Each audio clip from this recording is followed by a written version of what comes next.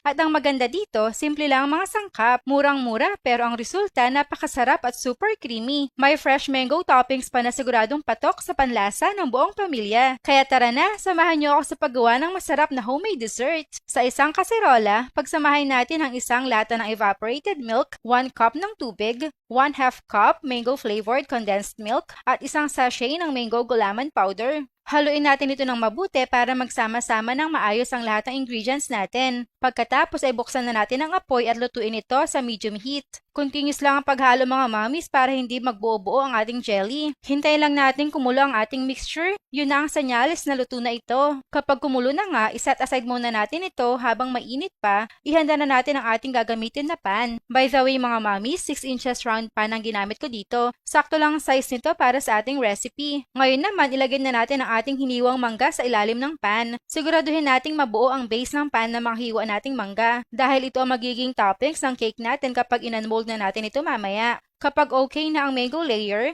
ibuhos na natin ang ating creamy mixture sa ibabaw. Pero salain muna natin ito habang binubuhos natin para matanggal ang mga buo-buo o yung mga hindi natunaw na jelly. Mas smooth kasi ang magiging texture ng cake natin kung gagawin natin ito. Sunod naman, ilagay natin ang natira nating mango cube sa ibabaw ng mixture. I-spread out lang natin ng maayos para well.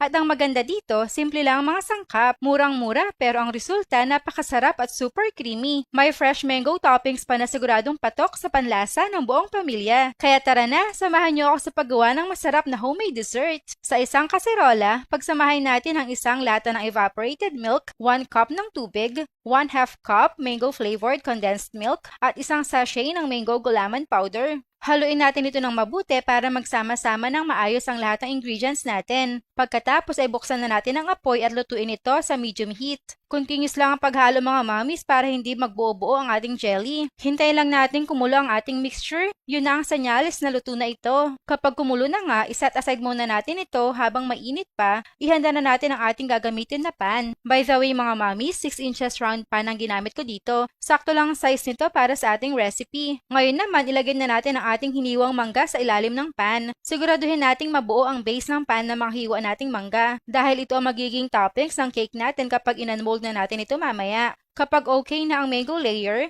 ibuhos na natin ang ating creamy mixture sa ibabaw. Pero salain muna natin ito habang binubuhos natin para matanggal ang mga buo-buo o yung mga hindi natunaw na jelly. Mas smooth kasi ang magiging texture ng cake natin kung gagawin natin ito. Sunod naman, ilagay natin ang natira nating mango cube sa ibabaw ng mixture. I-spread out lang natin ng maayos para well. At ang maganda dito, simple lang ang mga sangkap, murang-mura pero ang resulta napakasarap at super creamy.